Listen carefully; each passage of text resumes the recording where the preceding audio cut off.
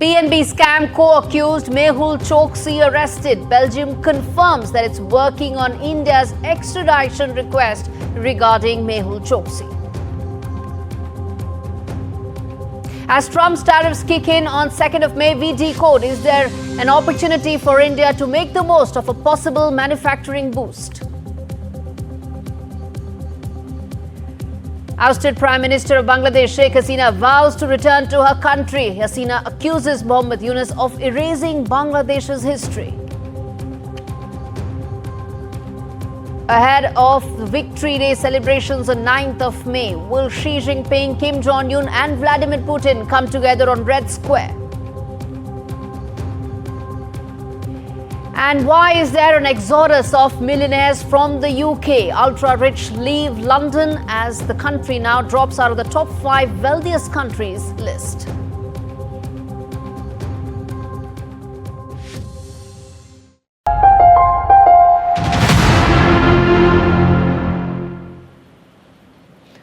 So after years of cat and mouse games across international borders, India has scored a stunning breakthrough in a rather dramatic turn of events. The fugitive diamantaire Mehul Choksi, the key accused in the 13,000 crore rupee Punjab National Bank scam, has been arrested in Belgium. He is a citizen of Antigua, but he was in Europe for some medical treatment, which is why he's been arrested there. Diplomatic and investigative victory indeed.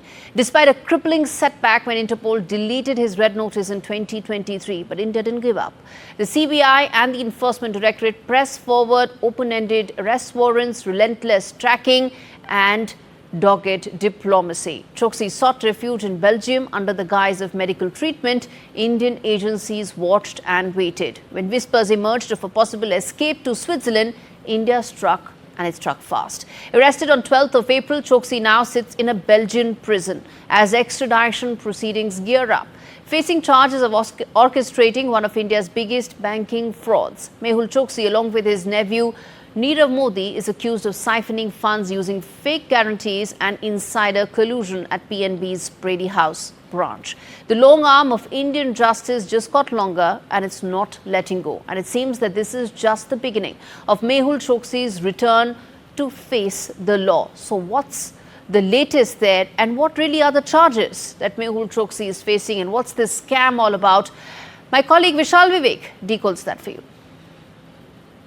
There are multiple charges against Mehul Choksi, but it all boils down to this figure, 13,850 crore.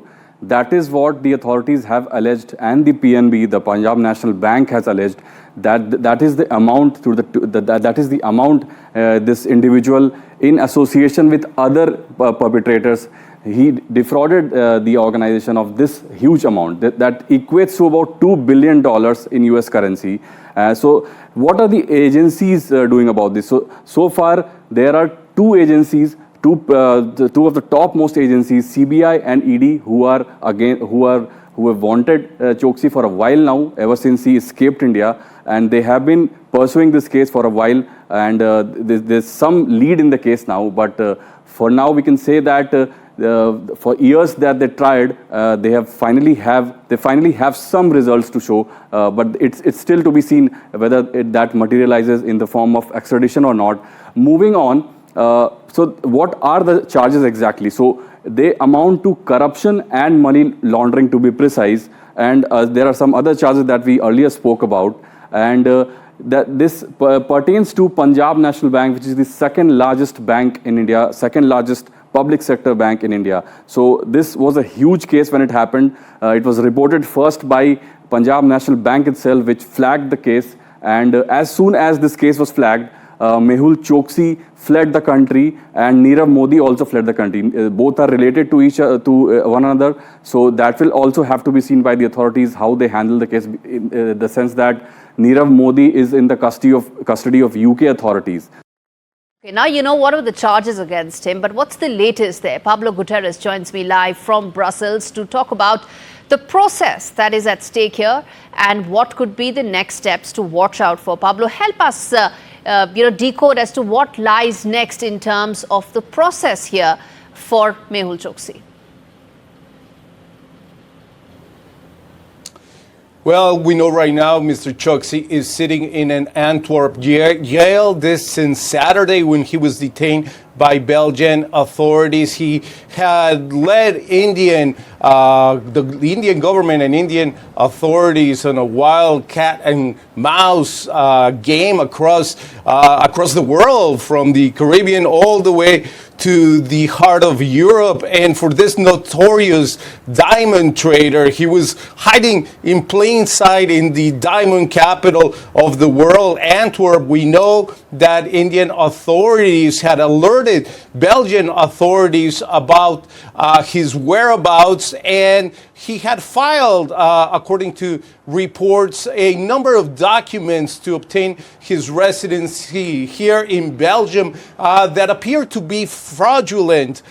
He had also not disclosed his Indian nationality and his Antigua nationality. He became an Antigua citizen in 2017. This is before the PNB case, and had traveled there right after that. But on this wild chase across the continent, he hid for a while in the United States, then Antigua, then ended up in Dominican Republic. He tried to enter that country illegally. He was arrested and deported. But let's remember that Mr. Choksi has substantial financial resources. And right now, his attorneys are looking to appeal this extradition case and try to fight for him maybe to remain here in Brussels. The extradition pact between Belgium and India was signed. So right now, one of the defense against this extradition that they are likely to employ is that fact that he suffers from cancer and he was here seeking medical treatment. All right, let's leave it there, Pablo. Thanks much for breaking that down for us in terms of the next steps that lie ahead for Mehul Choksi and the legal proceedings. Viewers, as always, the big questions that we are now putting forth on this story. First up, in terms of what happens next, let's put out those big questions. How did India really outmaneuver the loopholes to catch Mehul Choksi? Remember, these are still early steps, but what really happened and what could be the next steps? Next up, in terms of big questions, what does Choksi's arrest signal for the other fugitives? Remember, he is a co-accused. There is also Nirav Modi. Then there is also Vijay Mallya. And there are several other economic fugitives that are wanted in India that agencies are chasing. What's the message there? Next up, the next question that we are putting forth is, was deletion of Interpol's red notice in 2023 a conspiracy? And next, the other key question for the arrest of Mehul Choksi that we are asking, which is that in terms of, can the move reshape global cooperation in terms of white-collar crime? That's the, as I said, there are economic fugitives that India is hunting, and will this set a precedent as to how can agencies cooperate on that? All right, let's get in Hari Prasad, SV, as well as AP Singh to talk more about this in terms of what lies ahead. And Mr. AP Singh, let me start with you, sir. As I said, some of the questions that I've put forth are very important to really understand the next steps and the larger picture. But first and foremost, I want to ask you, the legal road to Mehul Choksi's extradition is still long, still some time away. How optimistic are you that this could happen very soon for Mehul Choksi? Well, I'm very optimistic of the fact that he has been arrested. That is a big step. And as far as extradition is concerned, we have to go through the process. You have to first prove that whatever offences he's committed are offences in Belgium. There has to be sufficient evidence, because these are all economic crimes, So we have to give sufficient evidence to the courts that yes, there is enough evidence to extradite him and put him on trial. And thirdly, we have to guarantee human rights. That is the most important thing as far as Europe is concerned, EU is concerned. You have to guarantee human rights. Now, there are too many sort of impediments towards this extradition. His wife is a Belgian citizen. He's living there. He's not an Indian citizen. He's got Antiguan citizenship. He has residency in Belgium. So all these factors will come into play. And you have to go through the entire trial process. It's not like, Absolutely. There's a process tomorrow there. he's going to be given to us. Absolutely, I But, agree there. And you know, but the let legal me, process. yeah, but Yeah, go ahead, yeah, sir. but Finish let your me, point. just give me my point. But I must credit the investigating agencies and also the legal teams, because if you notice, Malia has been extradited by every court. It's only the Home Secretary who is stopping his extradition. Every court in England has said yes, he should be extradited, but the Home Secretary is not giving the order. Nirav Modi has been in prison for 6 years, so I don't think it's a very pleasant situation for Absolutely. him. I mean, Absolutely. so the system has worked, and even Mehul Choksi, if he's going to be in prison, he would be better off coming to India and taking There bail is a and process facing there. The the legal court. process is there. Hold Yeah, your thoughts, sir. I'm going to come back. I want to get in Hari Prasad as well. I'm going to come back to you, sure, sir. sure. The fact is, yes, there is a legal process there. There is also a Supreme Court in Belgium. It will have to go all the way till there because he's entitled to all his appeals, so on and so forth. But Hari Prasad, as the whistleblower in the largest, biggest banking scam, biggest fraud in India, how soon do you think the truth will actually now come out, given the fact that Mehul Choksi has been arrested and there's hope that India will be able to get him soon? How soon, no one knows. But in your opinion, will we get to the bottom of the entire banking fraud soon? The truth is already out there. The question of getting him back here. Everybody knows the truth, and it is evident from various charge sheets filed on Mehul Choksi. And there is nothing to be hidden there. We just have to go through the process of extradition from other countries, because he has been holding multiple country passports and citizenships, I don't know, resident permits. So it's not going to be easy task for us to get him back. But I hope Indian government is strong enough to get him back at any possible level. Indeed. And Mr. Singh, the message this sends to other economic offenders, whether it is, you mentioned Vijay Mallya, Nirav Modi, there's a strong message there that India is sending to all the economic offenders out there, that it may take some time, but we will get everyone. No, I'm very happy that he is under arrest. Nirav Modi for 6 years. I mean, he's got all the money in the world. He's sitting in jail. So I think that shows that our investigating agencies and our legal teams have done their job. If he's extradited, that's even better. But at least he's being punished. He's done 6 years in jail and continuing. So I think Mehul Choksi is not in a very happy situation. In fact, I would say he should voluntarily come back to India. He'd be in a much better position than just hanging around there in jail. Yes. And Hari Prasad, you want to come in there in terms of, the other side to it is that these are economic offences, which are much harder to prove because you need an entire trail, paperwork, so on and so forth. How do you think this will now be seen and tried, given the fact, as I said, these are economic offences which take longer to prove because you need that paper trail? All the paper trails are definitely available with agencies. There is nothing hidden here. When they file the charge sheets by Punjab National Bank, all the paper trails, all the money trails are already given. Even in my case, I have all the evidences given to the courts, given evidence to the CID Bangalore. They have filed a charge sheet based on the evidences given. So the question is, to get him back is not going to be easy, because this guy is smart.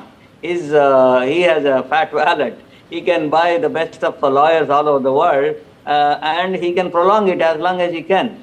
If he was supposed to come by voluntary, he would not have gone back, because he was known to be committing this fraud. Even when I was in India in 2016 and 17, he was in India. But he did maximum damage to the country by taking away almost 25 to 30,000 crores, to the best of my understanding. And he left. Why will he come back voluntarily? He will not come back voluntarily. He will use all means available in his hand to stay abroad and live abroad. Why will he come back? Indeed, and delay this as much as possible. Absolutely. Yes, he will delay, and he may escape also, because last time when he was in Antigua, everything was done. All the paperwork was correct. Everything was done. The entire team went to Antigua. Entire team also, they have taken a private aircraft to bring him back. but we had to come back empty-handed. Why? If you cannot get him back from a country like Antigua, how easy it is going to be to get him back from Belgium? Mr. Singh, you want to come in there? That's a very fair point Mr. Hari Prasad is making. No, I'm very happy that he's in jail because I don't think it's easy to extradite. Nobody from EU to India has been extradited so far except for Abu Salem, who came 20 years ago. After that, we have not had an extradition. Whether it's from England, even that Sanjay Bhandari, who's wanted for some these arms dealing cases, his extradition has been rejected.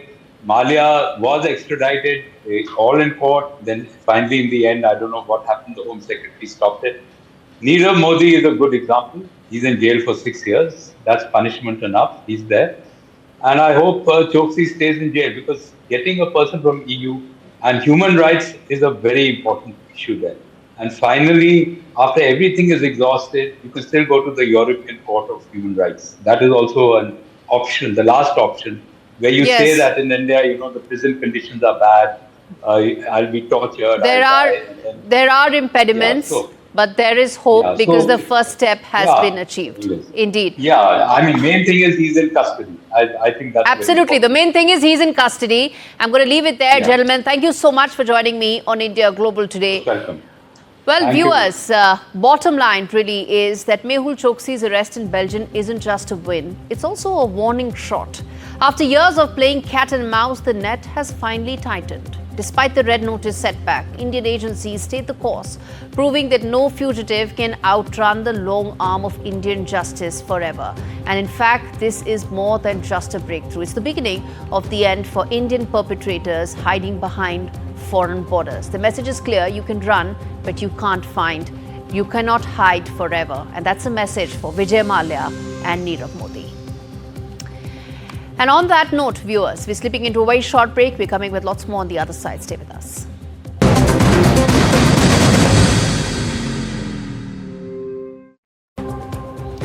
Now, in a move that could shake the global balance of power, will three of the world's most controversial leaders unite in Moscow's Red Square.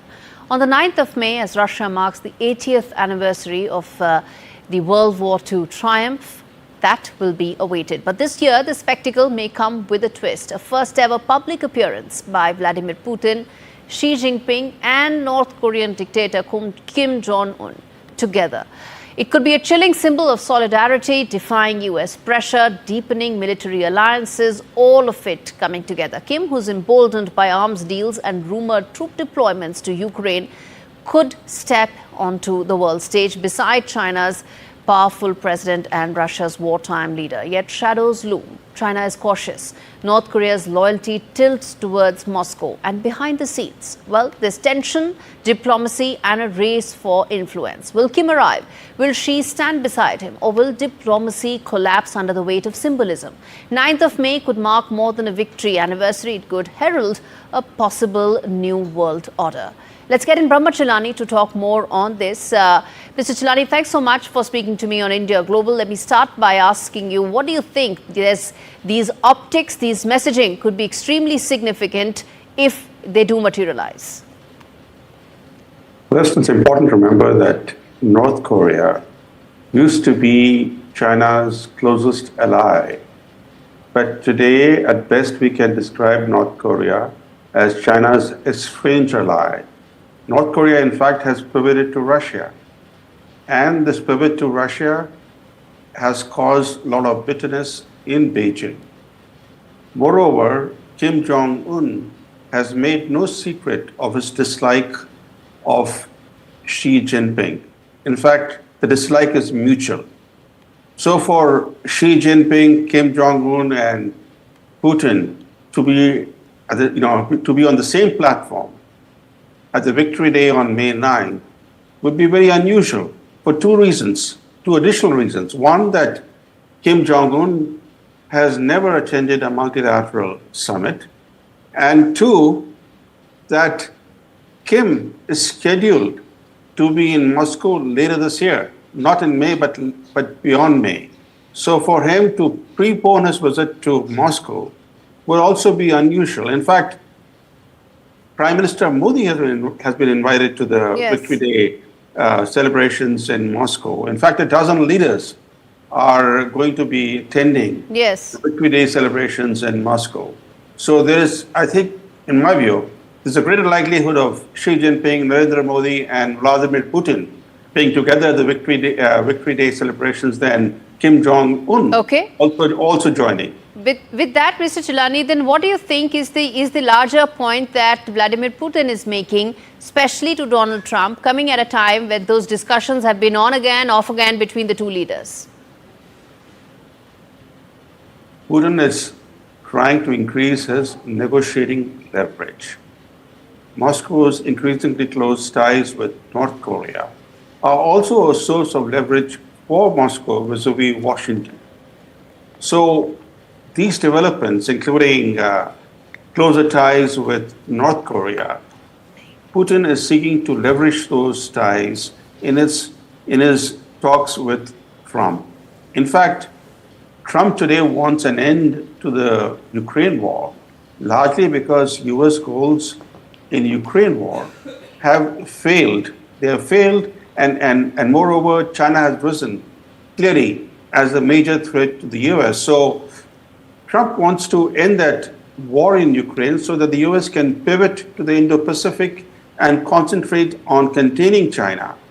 So today, while Russia is on the march militarily, the momentum Yes. is with Russia, and it's reluctant to agree to a temporary Yes. ceasefire in particular. On the other hand, Trump is very eager Yes. that ceasefire be accepted by Moscow. So the goals today are quite different from what they were, let's say, 2 years ago. Absolutely. And, which brings me to ask you, sir, quickly, which is that do you think after May 9th, after the Victory Day optics and messaging, it would probably be even harder to find some sort of a middle ground, to find a possible ceasefire in the Russia-Ukraine war? I think between now and a truce, Russia is trying to grab more territory in Ukraine. It wants a truce, no doubt about it, because this war cannot go on endlessly. It's also weakening Russia. Russia would like to strike a deal with Trump, Yes. but a deal that seeks to ensure Yes. that Ukraine remains neutral post ceasefire. Right. That it should not, be co-opted by the West. The Europeans should not be arming Ukraine. Okay. So as long as he gets his terms, he is ready for a ceasefire, because a ceasefire will Okay. allow Russia to revitalize its economic and military security. All right, sir. We'll leave it there. Thank you so much for joining me on India Global today. And I'm going to slip into a very short break, come back with lots more stories on the other side. Stay with me.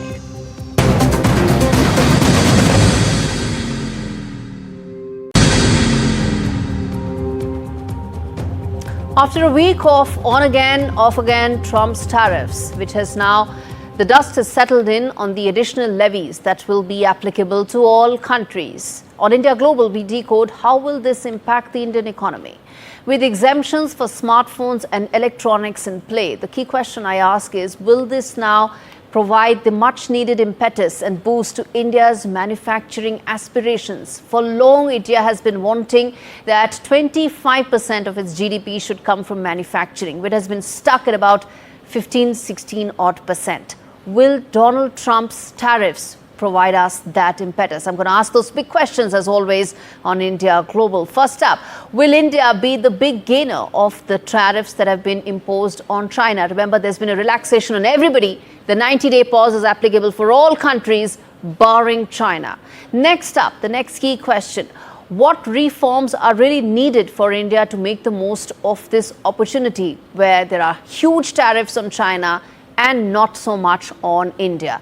Next up, the next key question, which is that which sectors will actually stand to gain the most when it comes to India? Will it be electronics, will it be textiles, or will it be any other where the push could be very significant? Next up, what are the thorny issues that remain as far as US-India trade are concerned. The expectation is that these tariffs would lead the way towards a bilateral trade treaty. But to sign a bilateral trade treaty, you need to tide over the thorny issues. What are those? I'm going to put that for question to Andrew Latham, who's joining me live to talk more on this. Andrew, you know, we've almost now digested those tariffs because there's now also a 90-day pause on all countries barring China, which is why I'm asking that how much do you think this would have a positive impact on India because of now the substantial cost differential between Chinese goods and Indian goods? Well, there are a couple of ways of thinking about Trump's tariffs and a couple of different ways that he's framed them. One of them is as a negotiating lever so that he can bring countries to the table and negotiate freer trade, which would, of course, be good for countries like India that have a lot to export in terms of services and goods and manufactured goods. Securing access to the American market would be very, very good for India. But Trump also wants some reciprocity there as well. He wants to make sure that American goods and services have access to India, and he wants to overcome not just the tariff barriers, but the non-tariff barriers as well. As you know, India's economy, even though we're past the 1990s and there's been a liberalization of the Indian economy, the Indian state still plays a huge role, especially in terms of protecting agriculture, Indian farmers, for example. And so there's a lot to be negotiated there. But if I'm being charitable to the Trump administration, it is threatening to use tariffs to bring other countries to the table in order to reduce everybody's tariffs. It's only one way of thinking about it. Right. Everybody's tariffs will get probably renegotiated. Some of them are already happening. Last count is 130 countries are now talking to the Trump administration. Be that as it may, on India Global, I'm first talking about India, which is that how do we stand to benefit? Because, you know, for long we've talked about headwinds, but at this stage, what I'm reading are possible tailwinds that will help us maybe in textiles, maybe in electronics. Let's pull up that graphic for electronics and smartphones as to just how much the tailwinds have right now and exist right now, specifically for the smartphone and electronics segment.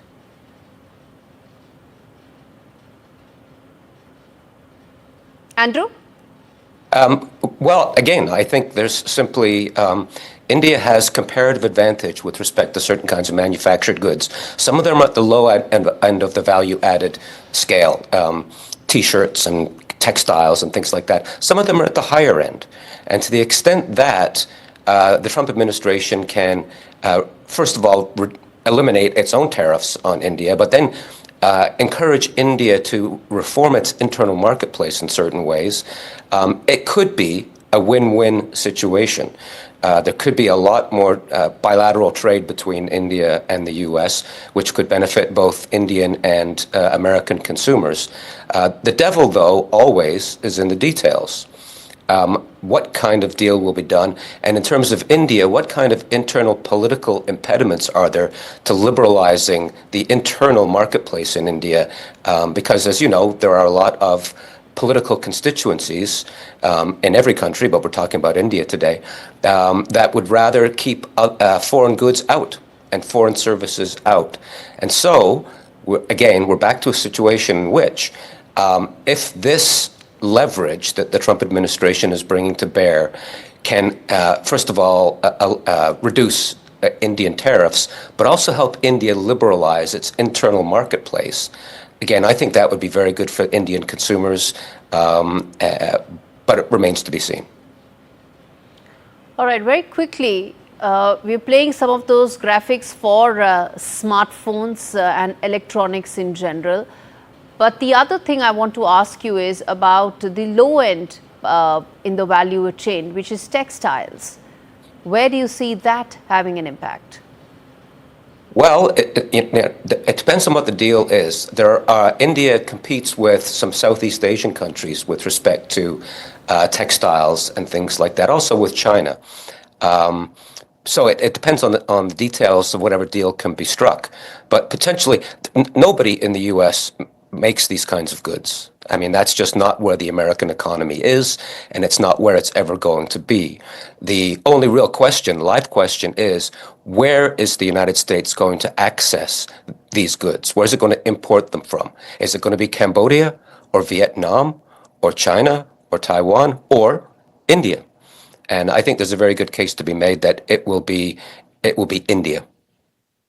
Let's leave it there, Andrew, on what this means for India. Bottom line, viewers, is that there are many pluses and several minuses of the changed economic scenario that India is now living in. On the plus side, I said this earlier, I'm saying this again, India's electronics exports to the US are going to be a big beneficiary. They've been on the rise. China's have been on the decline in the last 5 years to the US. And given that the PLI scheme has been most successful in the electronic space, this is where one is going to see the maximum impact of India's manufacturing capability really getting a boost. Textiles could be the other. Why?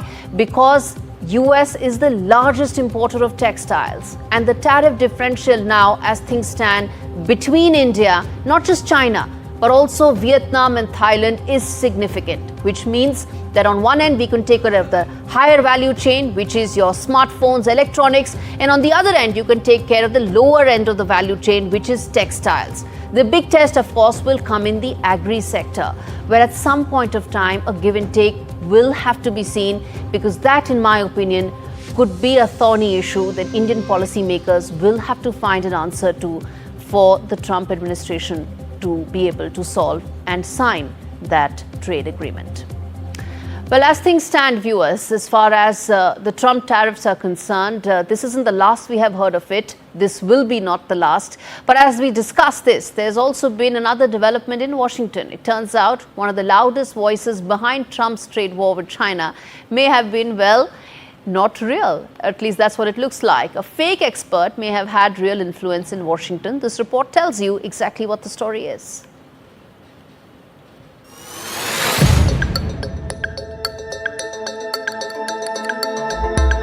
When it comes to trade, Peter Navarro has been one of Trump's top officials, throwing down the gauntlet on China and pushing tariffs that shook the global market. But behind Navarro was a ghost with no pulse. Meet Ron Vara, a so-called expert who reportedly never existed. That's because Ron Vara is allegedly Peter Navarro himself. An anagram of his own name, Navarro used Vara in books, memos, even government policy discussions, quoting him like gospel. It so appears this was all a game of smoke and mirrors. MSNBC's Rachel Maddow blew the whistle, revealing the phony figure as Navarro's alter ego. And Navarro, well, he called it a whimsical device. Enter Elon Musk, who stamped Navarro, calling him dumber than a sack of bricks. Even Musk's brother jumped into the ring, demanding Navarro to be fired. His jab? If he lied about Ron Vara, what else is he hiding? In politics, it's said, you shouldn't take everything at face value. But when the face is fake and the facts are fiction, who's really pulling the strings? Arjun Samar Mahendran for NDTV World. All right, let's now get an interesting voice on the show to talk more about, well, an area that we do not talk much about, which is the women businesses in and women businesswomen in the UAE. Hoda Galal Yasa, who is the head of the UAE Business Forum, joins me to talk more about what are the challenges that lie ahead for women, especially in the 21st century, where it is said that opportunities are enough, but are women making the most of it?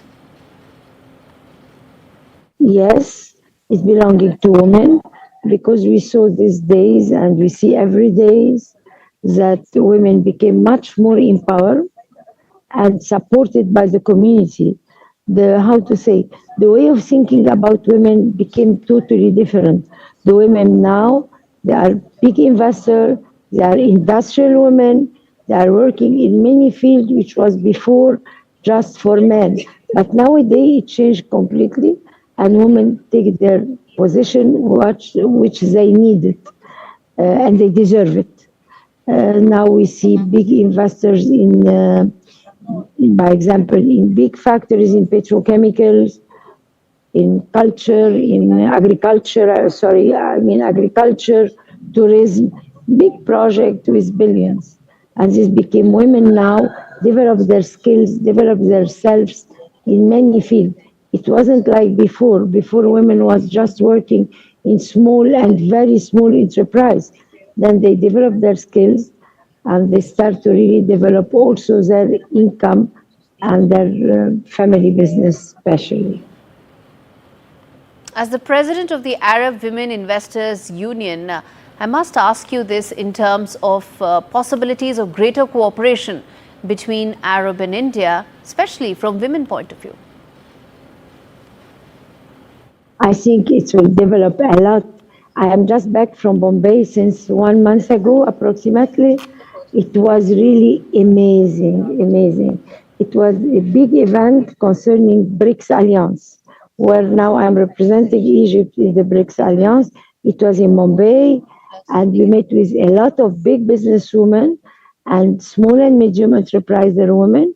They are very active and really they deserve where they are as positioning now, and they need also much more only international relationship.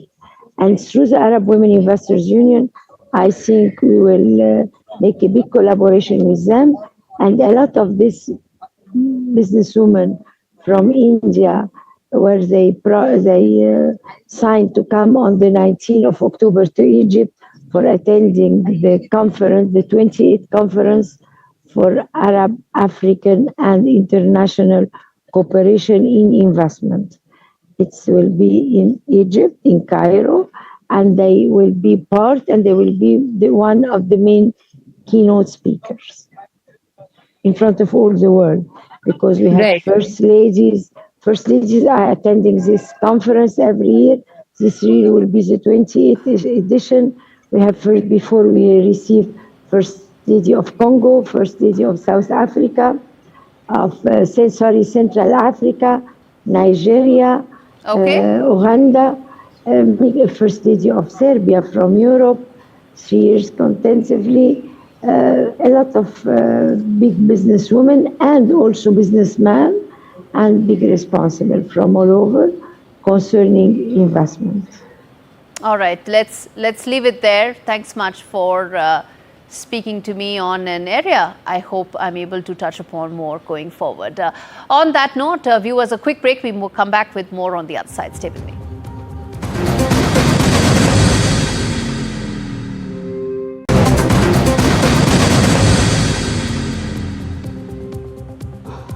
The glitter of London is dimming as the city's millionaires are now making, well, an exit faster than we can speak. 11,000 millionaires fled London in 2024 alone, the largest exodus in recent memory. Why? From steel magnate Lakshmi Mittal to top financiers, the message is clear. London is now losing its edge. Once a crown jewel of global finance, London now faces a reckoning. High taxes, post-Brexit fallout, and the end of the non-dom tax regime. A deal breaker for the ultra-rich. From Singapore to San Francisco, the wealthy are chasing opportunity and shelter from rising tax burdens. London just slipped out of the top 5 wealthiest cities for the first time in decades. The rise of Asia, the boom in US tech hubs, and the fall of the London Stock Exchange. Is this the end of London's reign or just the beginning of a new world wealth order? The rich are on the move, and it seems that the world map of money is being redrawn. What does this mean for the UK? And is this a trend that is now irreversible? Let's get a Nicholas Sturgeon to talk to me on this. Nicholas, this should be, if the Labour government is watching these trends, they should be deeply worried because you do not want the wealthiest leaving your country. Well, if I may say so, I think you've slightly overstated the case. I mean, it's true that the non-dom status, so-called, which allows non-permanent residents, no, I've got this a bit wrong, but those who earn money overseas to avoid UK tax. Now, that's changed, yes. And that's, I think, the most significant part of the change of tax regime you're talking about. And it's true that that has led a certain number of rich people to leave the UK for perhaps a more comfortable regime. But I think it's really only quite a small part of what's going on. And as I say, I don't think, as you put it, London has ended its status in that way. Maybe it's no longer the tax haven it was for some. And you mentioned the fall in the stock market. Well, that's very much to do with what's going on in the United States, the tariff regime. And indeed, our stock market hasn't fallen as sharply as that in the United States. So I see it as a sort of gradual change. I take your point about London Stock Exchange, that markets are something that could be also immediate because they are reacting to Trump tariffs. But the fact is, in the last decade, there are only 2 cities where the number of billionaires or millionaires have actually gone down. One is Moscow, for obvious reasons, of course, and the second is London. So it's not a trend that started yesterday. I'm talking about a decade-long trend. Well, I would find it harder to explain that because, I don't know, maybe you're right. Maybe that they find it more attractive to live in the Middle East, for example, in Dubai, but London has a lot of attractions. I don't live in London myself. I live in the west of England. So, and I'm not a millionaire, so I can't really judge what has led people to flee. But yes, the tax regime has tightened. And I think actually I would say that it's come more into line because you see, if I earn money in India, I don't get paid in the UK unless it's been cleared through the 2 tax authorities. And the same if I earn money in the United States. I have to submit tax papers to show that my tax regime is a UK one. Mm-hmm. So I think really what's happening with this non-dom status removal is really just bringing things into line, making sure that even the rich are subject to the same tax jurisdiction as those who are less well off. Mm-hmm. But you talk of a flight of millionaires, and I think you're thinking mainly of foreigners, non-Brits who have decided to live elsewhere. I think that's still quite a small proportion of the total. But I don't know, maybe you're right. Who's looking for a tax haven? I'm not. I choose to live in a country where I feel comfortable. I would be having a separate conversation if a British journalist would be telling me on the show that he's a millionaire. I would have been having a separate conversation altogether. But Nicholas, the fact is, the data shows that 18 centimillionaires, which is those who had 100 million and plus, and 2 billionaires are in this list. So to that extent, you do want the ultra-rich to leave because at the end of the day, it also impacts the government's, the exchequer's finances, doesn't it? Well, you've made a point, but let me ask you then. Firstly, what should I do about it? Clearly, I have no such power, so I can't do anything about it. But if you're challenging the Labour government, what they should do about it, again, I don't begin to know what the answer to that is. The government are trying to enforce a reasonably orderly tax regime.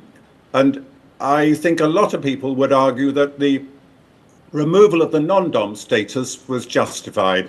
As you probably know, the most well-known non-dom person last year was the Prime Minister's wife, Akshata Murthy. Yeah. And when it became known that she benefited from this thing, I think even the Conservative government at the moment was rather embarrassed. Mm-hmm. So I see it as bringing things into line. I don't see this sort of sudden upset with the strength of the economy that you're describing. And frankly, you're talking to me today, there's a much bigger story to do with tax, which is on at the moment, and I will mention that, which is the steel, whether Britain should be self-sufficient in steel production. And that affects India, it affects China. Indeed, Nicholas, and I'm going to end this because I'm running out of time by saying that I'm going to have that discussion sooner than later on India Global, but timed out, and I'm going to now, viewers, let you have a slice of a very interesting conversation I had with Chandrika Tandon, Grammy Award winner, someone who balances philanthropy with her music and who's also, of course, known in the world of finance. How does she balance all of it? Slice of this conversation, all of it on our YouTube. You've been nominated several times for the Grammys, but what it's been like the last 25 years? Because, you know, music is also a fairly competitive field. It's Of course, the search to find your identity is there. You want to do that.